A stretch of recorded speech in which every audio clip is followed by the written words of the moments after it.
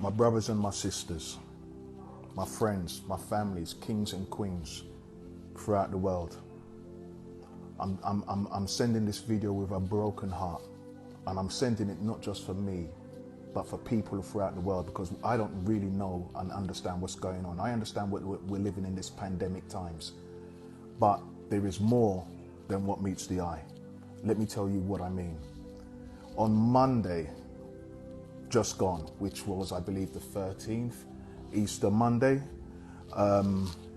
I got a phone call from the UK. I got a phone call from my sister saying that my dad is not breathing well.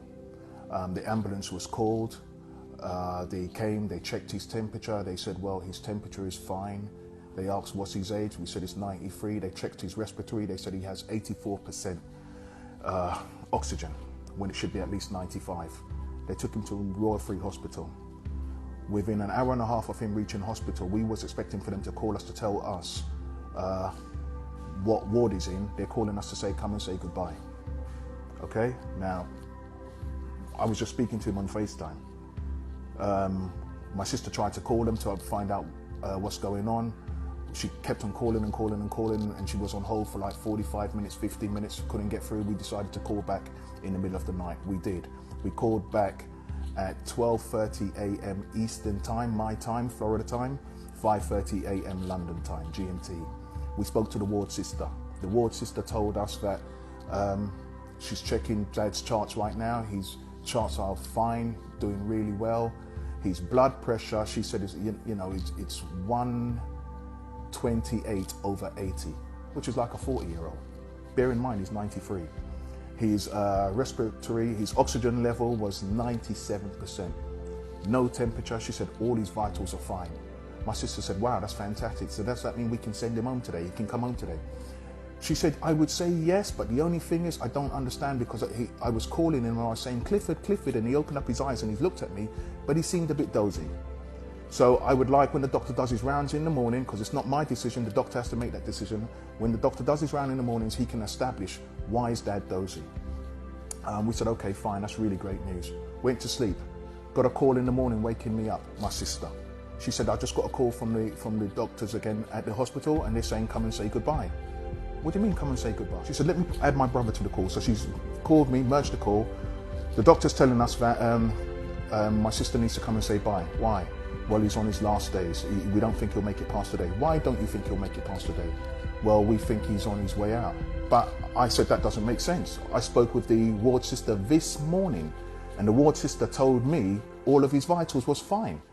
She said, you spoke to the hospital this morning? We said, yeah. She said, okay, hold the line. Let me put you over to the head consultant. She transferred me over and she put me on to the head doctor. The head doctor basically said, well, look, this is what the situation is. Dad's on his last legs, in my words. Somebody needs to come and say goodbye, because we don't think he'll make it past today. I said, well, why do you think that? They said, well, don't you know that, we've been giving him morphine. My sister went ballistic. She started screaming down the phone, why are you giving him morphine? He doesn't have a temperature. His oxygen level is at 97%. I said, does he have COVID-19? They said they don't know, because they basically sent it off and the results haven't come back. Okay, his blood pressure is normal. He's not short of breath. He doesn't have a temperature. Why are you giving him morphine? He's not a cancer patient. He's not agitated. Why are you giving him morphine? They said, well, he's in end-of-life care. This is what we normally do, and research tells us. Research? Why are you telling me about research? So I said, look, this does not make sense to me. They said, well, as far as we're concerned, he's 93 years old. I said, so because he's 93, you're giving him morphine? Well, not only that, we've established that his kidneys is not 100%. My sister said, well, we know that his kidneys hasn't been at 100% since 2016. It's about 70%. And with his kidneys not at 100%, his kidneys cannot filter the morphine. So why are you pumping him with morphine? This does not make sense. Not only that, he said, well, his respiratory has started to get slower.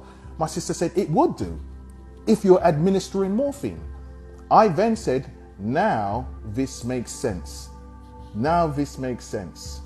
Because he was dozy this morning And we couldn't understand, not even your ward. He said, what, did you speak to somebody here? Yeah, we did. We got all of his vitals. And I repeated the vitals. His sorry, somebody's trying to call me. Basically, his blood pressure was 128/80, which is like a 40-year-old. Bear in mind, he's 93.